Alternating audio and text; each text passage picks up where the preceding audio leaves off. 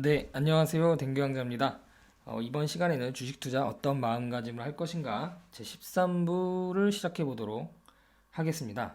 올해가 시작된 게 엊그제 같은데 벌써 1분기가 끝나고 2분기가 시작되었네요. 4월입니다.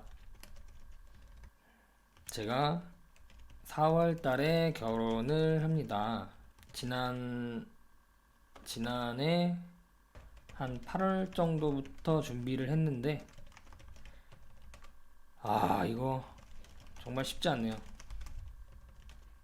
그때 때마침 또 시장이 폭락을 해서 10월에 제가 10월 28일 날 웨딩 촬영을 했는데 그때가 완전히 시장이 오바이트를 다 한 날이죠. 그래서 아직도 기억을 합니다. 그래서 항상 이 생각을 합니다. 시장이 10월과 같은 폭락장은 이번이 마지막이 아니라 주식 투자를 하면서 계속해서 일어날 텐데 그때가 되면 나는 어떻게 할 것이냐. 이 질문을 다시 한번 던져봤습니다. 결국 중요한 것은 주가가 하락해도 버틸 수 있는 종목에 투자하는 것. 그리고 버틸 수 있는 비중으로 골고루 분산 투자하는 것. 주가가 하락해도 버틸 수 있는 종목이란 좋은 종목이겠죠. 이 좋은 종목에 대해서는 조금 이따가 한번 설명을 또 드려보겠습니다. 그래서 이제 4월에 결혼을 하고 신혼여행을 갔다 와서 그래서 이제 4월은 결혼을 하고 신혼여행을 다녀오고 월간지를 발행을 하면 또 끝나겠네요. 네. 월간지를 말일날 쓰는 게 아니라요. 초부터 씁니다. 그래서 말일까지 다 써서 정리를 하는데 이번 달은 2주를 못 쓰겠네요. 그래서 조금 더 잠을 줄이고 뭘 해서 조금 더 빡세게 말일에 기한을 맞춰서 발행을 해야겠죠. 그리고 이제 5월부터는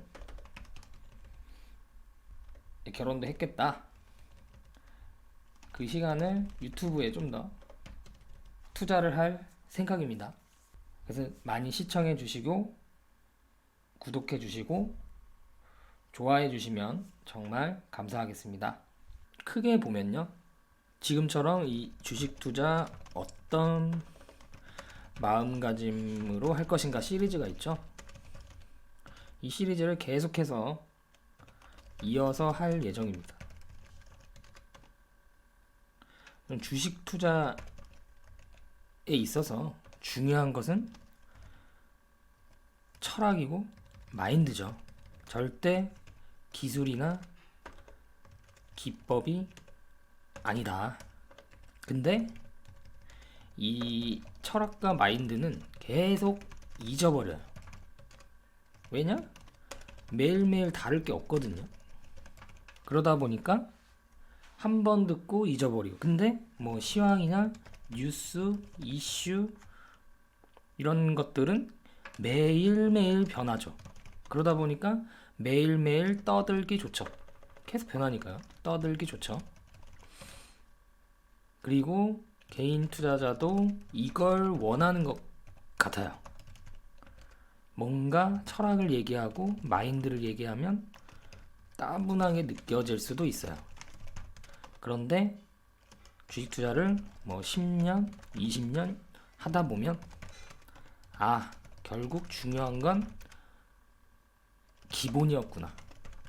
이런 거를 느낀다고 합니다.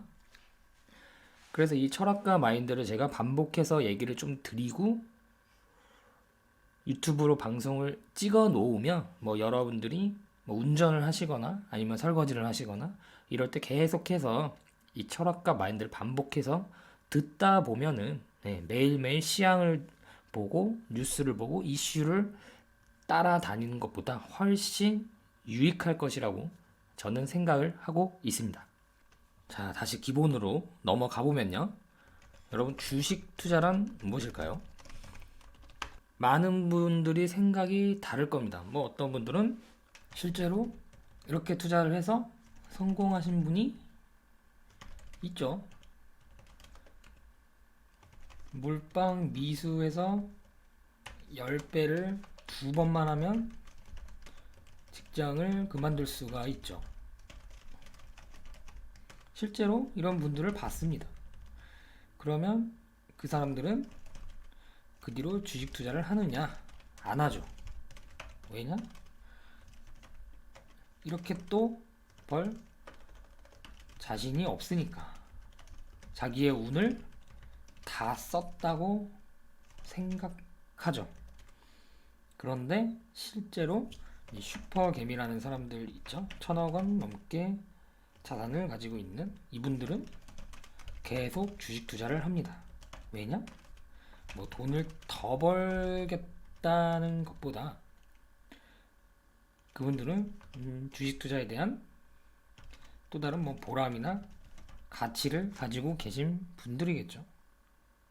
돈을 더 벌겠다는 생각보다는 물론 돈을 벌려고 주식 투자를 하는 것이지만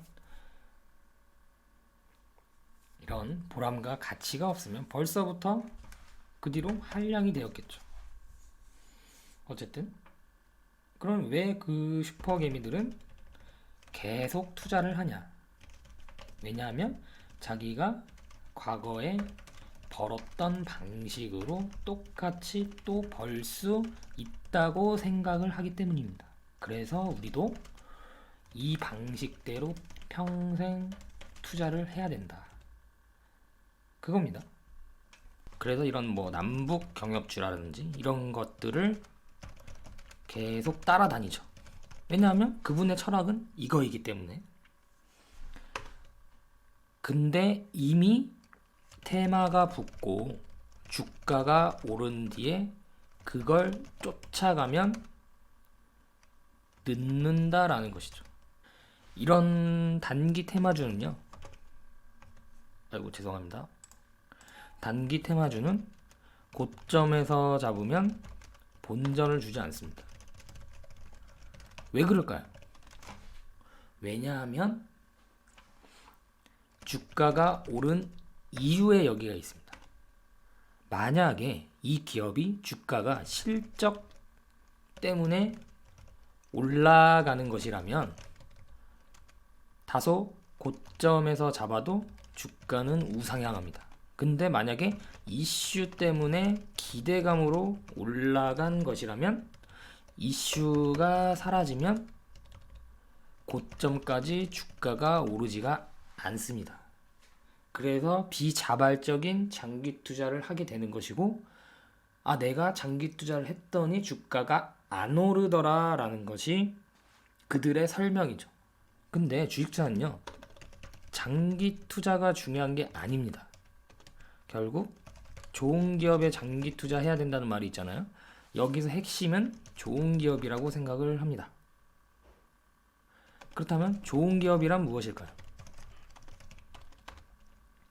결국 좋은 기업이란 돈을 잘 버는 기업이 좋은 기업이죠.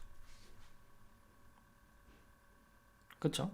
근데 돈을 아무리 잘 벌어도 기업의 가치가 이미 적정 혹은 그 이상의 프리미엄을 받고 있다면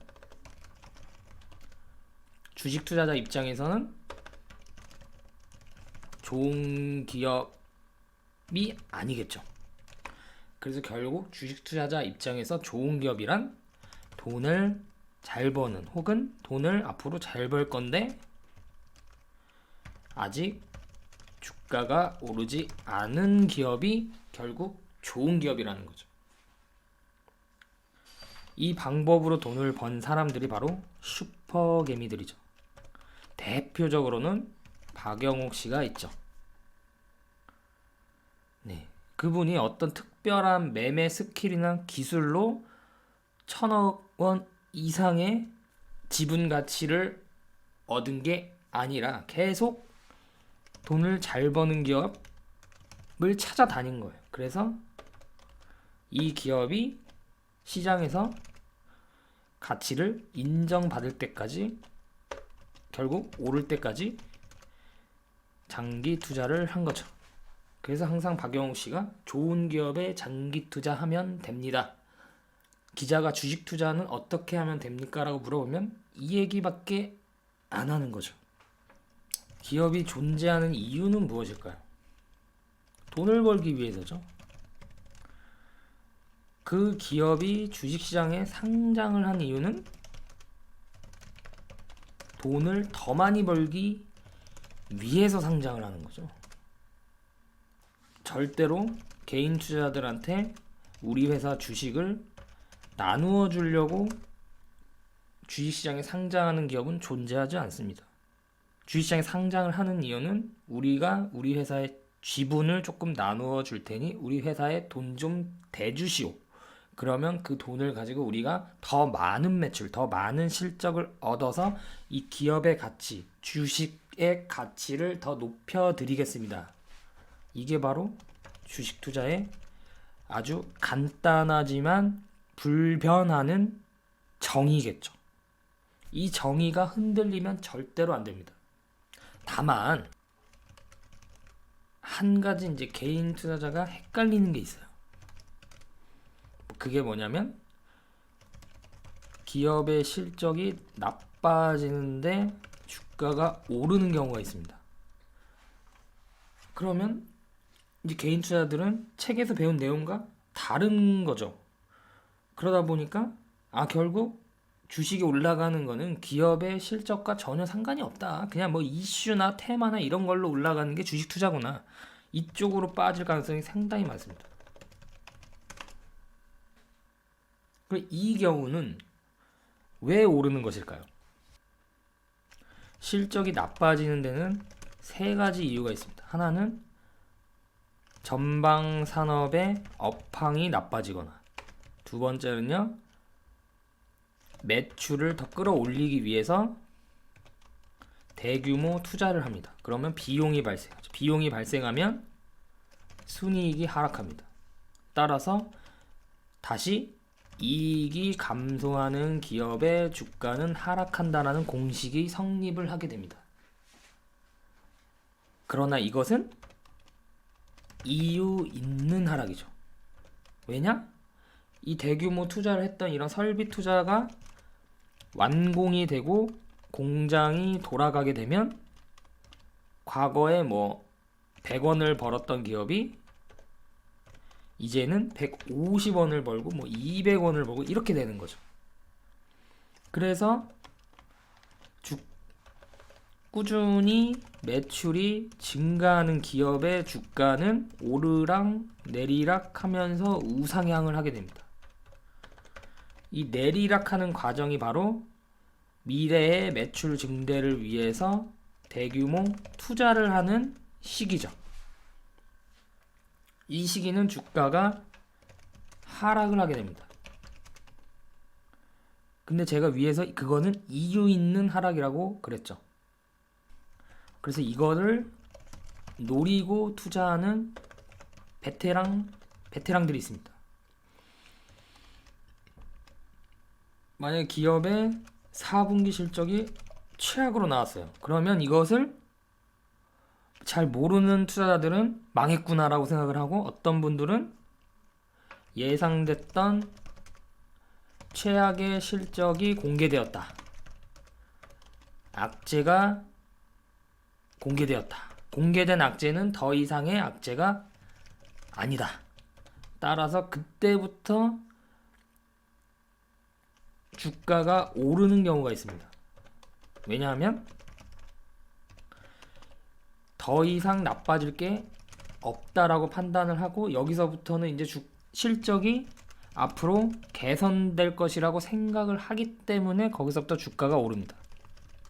근데 이제 대부분의 투자자들은 이 최악의 국면에서 주식을 매도를 하게 되죠. 그래서 내가 팔면 오른다라는 말이 있죠.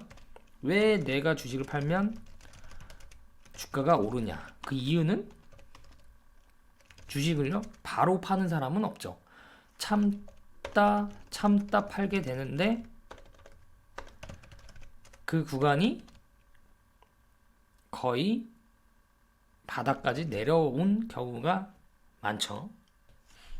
네, 그래서 월간지 종목 중에서 이런 종목들이 있습니다. 주가가 여기서 계속 하락을 합니다. 계속. 이 부분은 공시를 확인을 해보면 대규모 설비 투자가 이 라인에서 일어나는 겁니다. 그리고 공장을 이전을 했어요. 공장을 이전을 하면 이사를 가야 되잖아요. 그 중간에 그럼 공장이 안 돌아가잖아요.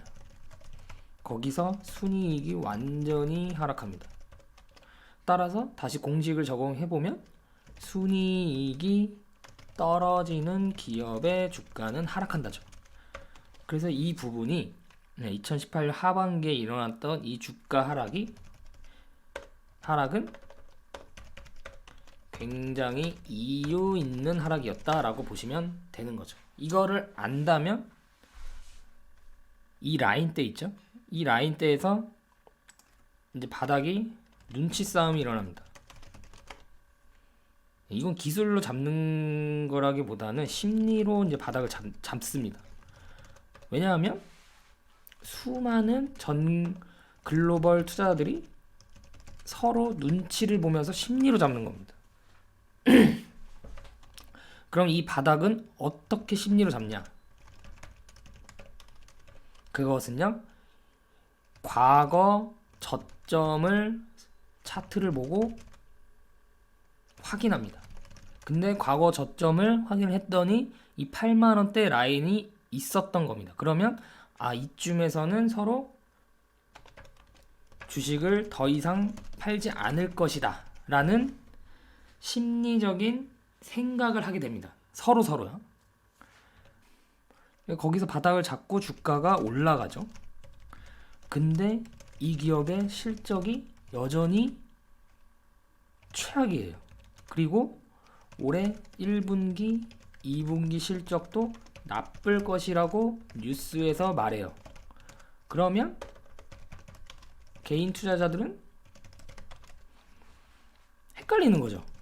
아니, 실적이 앞으로 부진하고 더 안 좋아지고 올해 1분기, 2분기도 나쁠 것이라 하는데 도대체 주가는 왜 오르냐? 그죠?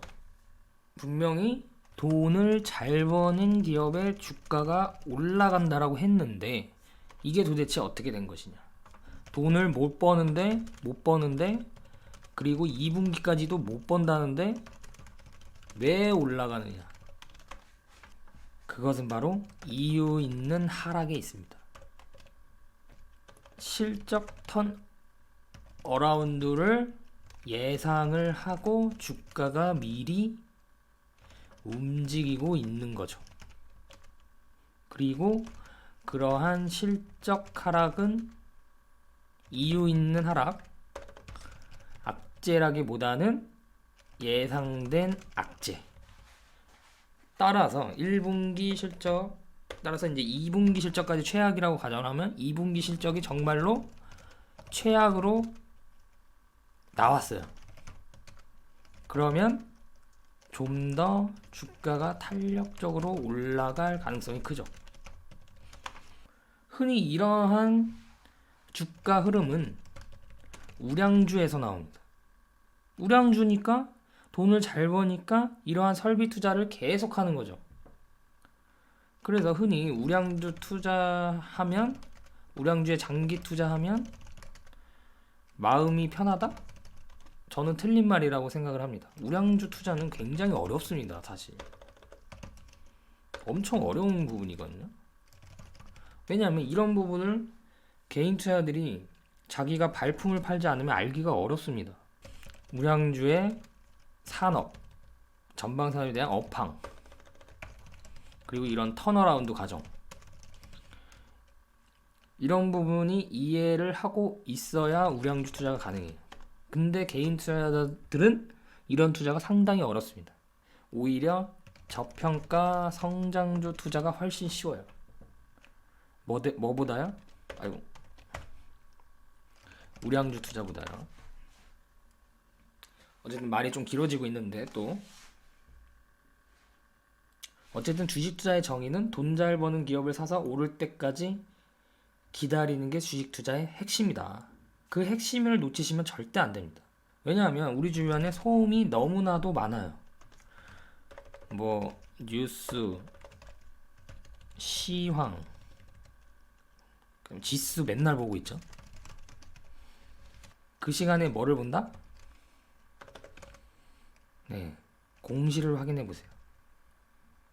공시는요, 기업이 법적으로 전달하는 메시지입니다.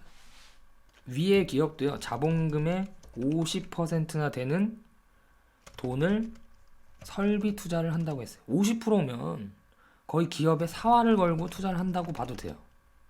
50%나 되는 돈이 비용으로 나간다는 소리죠. 네, 이거를 기업들이 다 공시를 합니다. 해요. 투자에 참고하라고. 근데 대부분은 기자들이 그냥 받아 쓰는 기사의 제목을 보고 마음이 왔다 갔다 하는 거죠.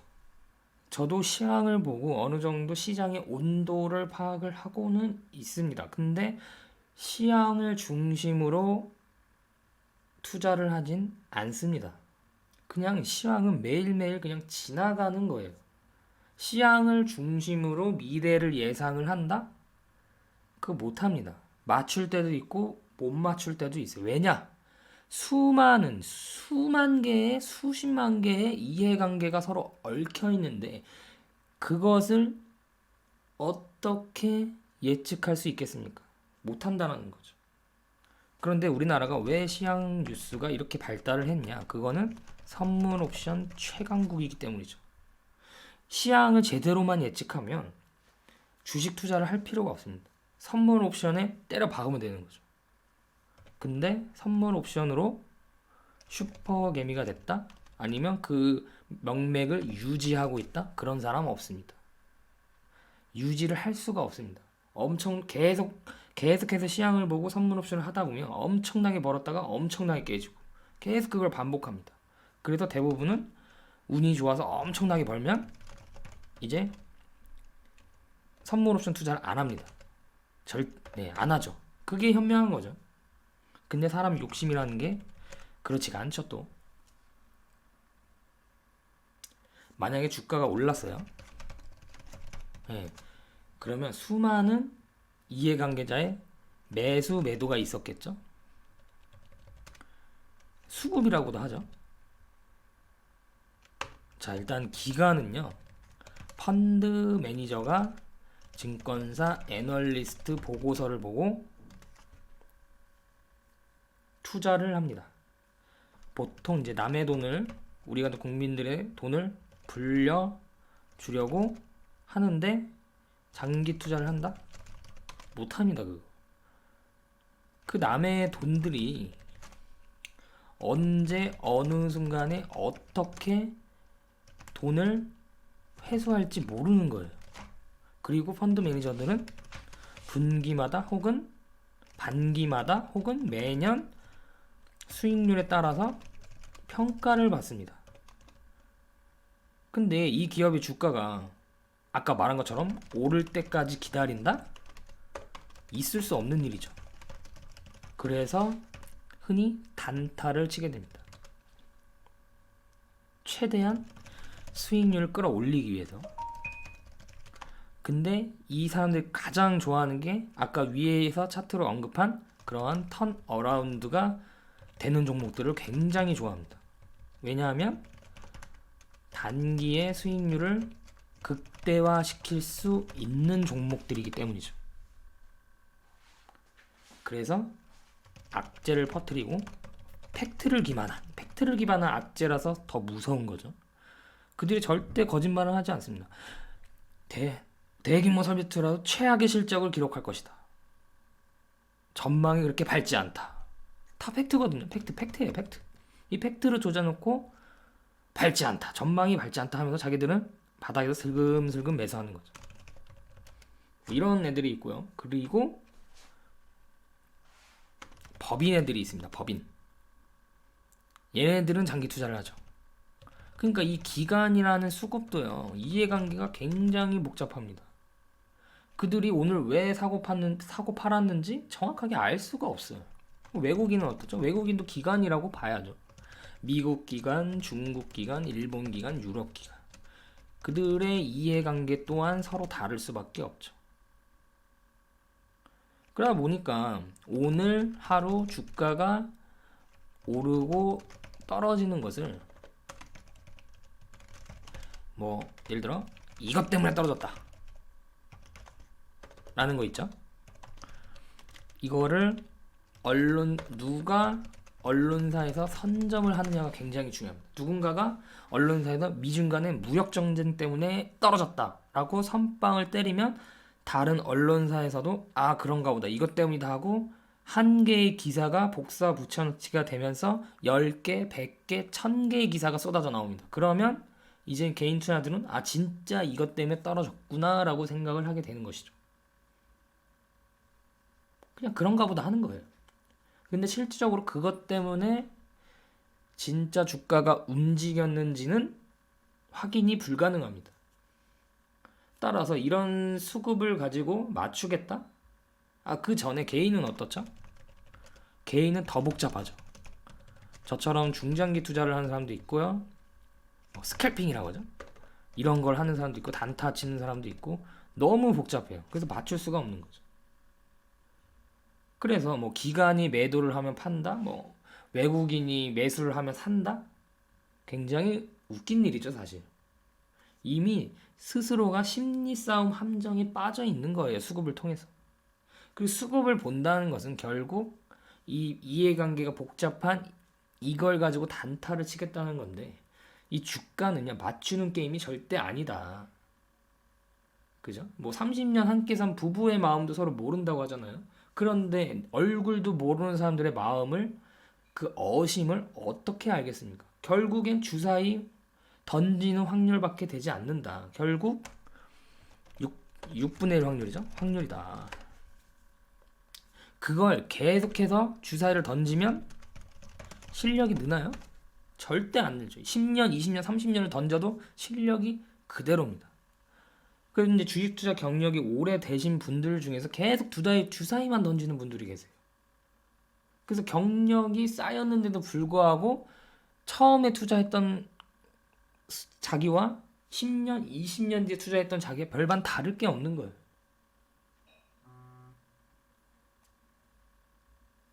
그래서 우리의 인생은 소중하고 우리의 돈도 소중한데 그런 확률 게임에 모든 걸 걸 수는 없는 거잖아요. 없어요.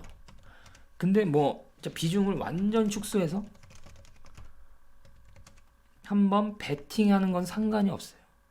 왜냐면 이거는 진짜 수익률이 단기에 크게 오를 수가 있기 때문에. 그러나 여기에 인생을 거는 건 저는 반대입니다. 인생을 걸만한 주식에 투자를 하려면 슈퍼 개미들처럼 투자를 해야 돼요. 저평가 성장주 아니면 저평가 우량주 이런 걸 골라야죠. 아니면 진짜 발품 팔아가지고 최악의 국면에서 슈팅이 나올 수 있는 턴 어라운드 주를 자신이 찾거나요. 이 방법으로 가야 됩니다. 결국.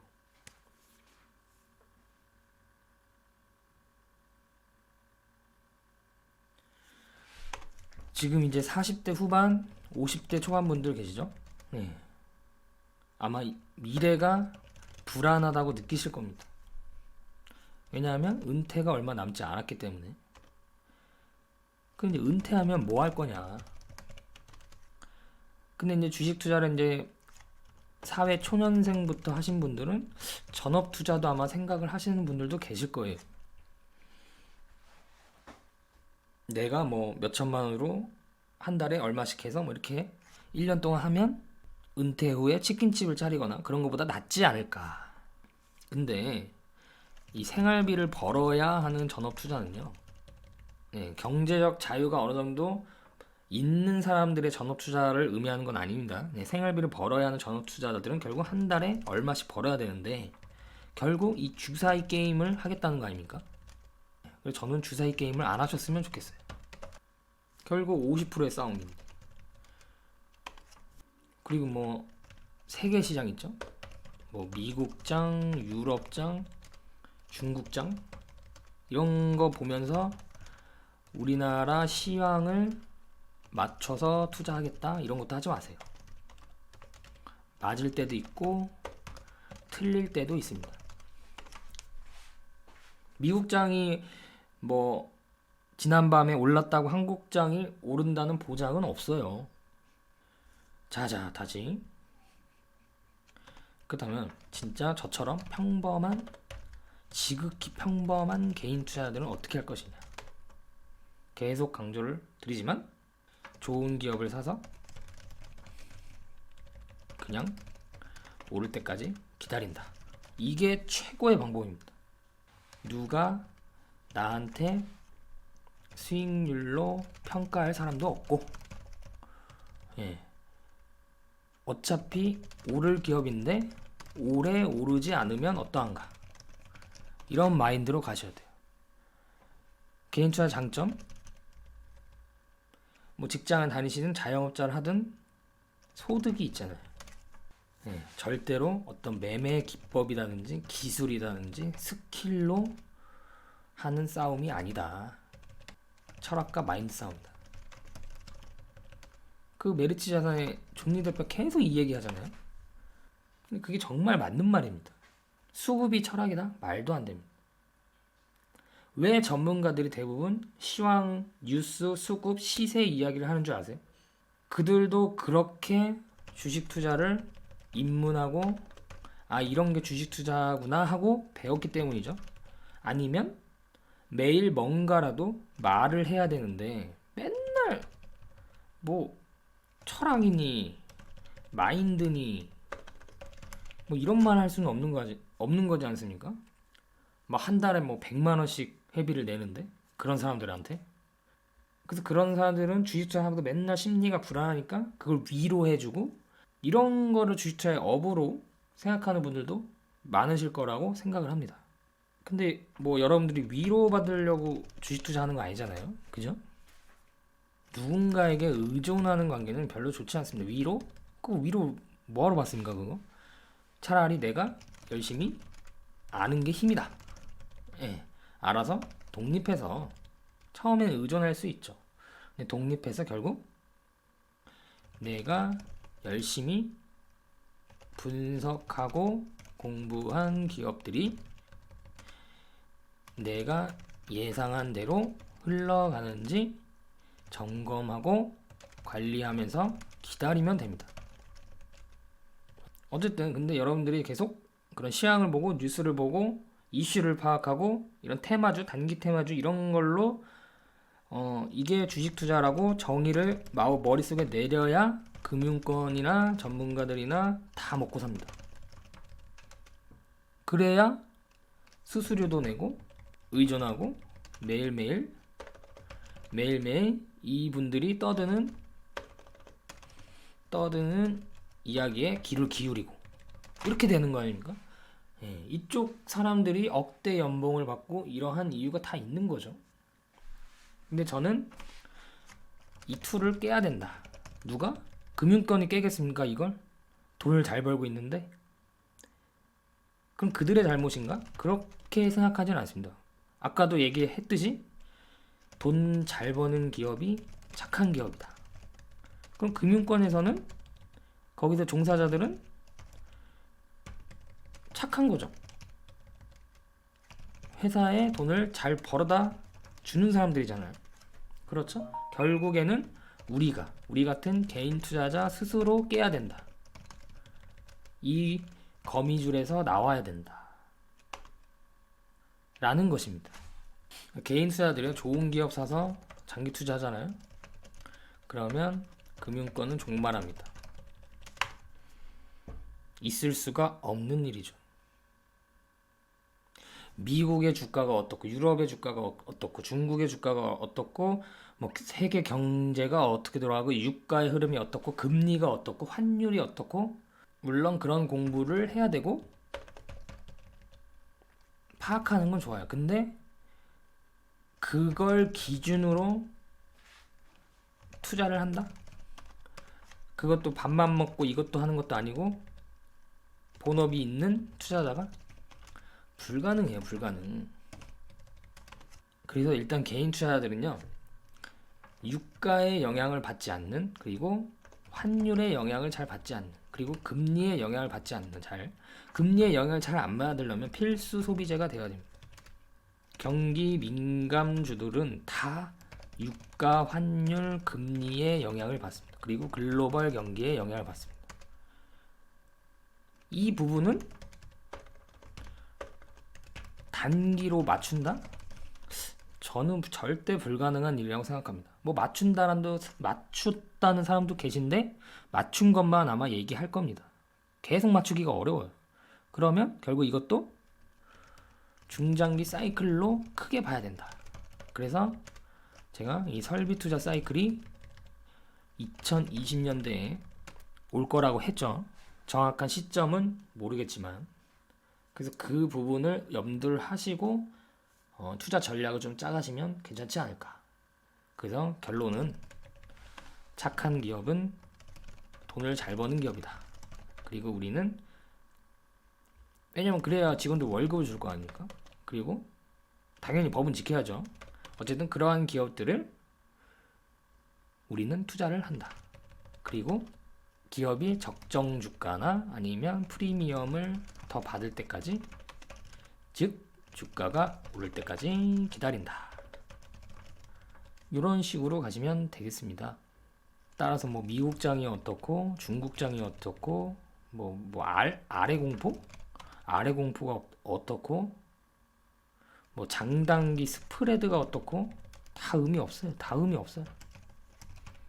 겉으로 보면 멋있죠. 이런 얘기를 하면 정말 중요한 건 그게 아니다. 그래서 뭐 돈을 잘 버는, 그리고 이거랑 적정 가치, 왜냐면 저평가 성장주, 우량주를 투자하려면 이 부분을 알아야겠죠. 네, 이 부분은 제가 앞으로도 계속해서 설명을 드리려고 합니다. 네, 그래서 지금 어쩌다 여기까지 넘어왔죠. 네, 그래서 이제 결혼 이후에, 신혼여행 다녀온 이후에 제가 이제 유튜브 좀 더 열심히 찍을 생각인데, 이 첫 번째는 이 주식 투자 어떤 마음가짐을 할 것인가, 요거를 계속 시리즈로 연재를 할 거고요. 그리고 이제 두 번째로는 기업 분석을 할 겁니다. 네, 기업 분석은요, 제가 추천 종목이라기보다는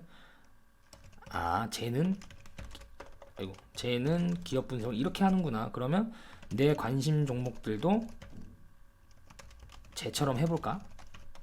따라 해볼까? 네, 이게 핵심이에요.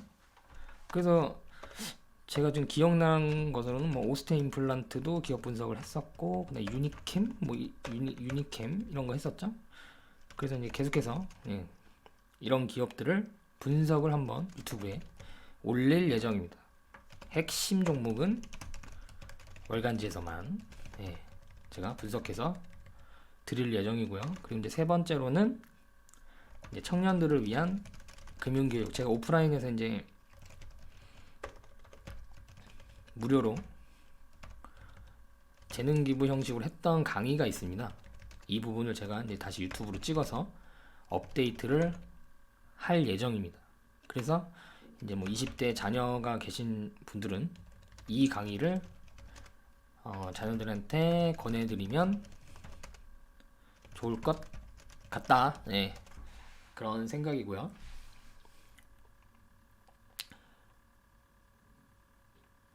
그래서 크게 보면 이 세 가지로 올해 유튜브를 좀 운영을 해볼 생각입니다.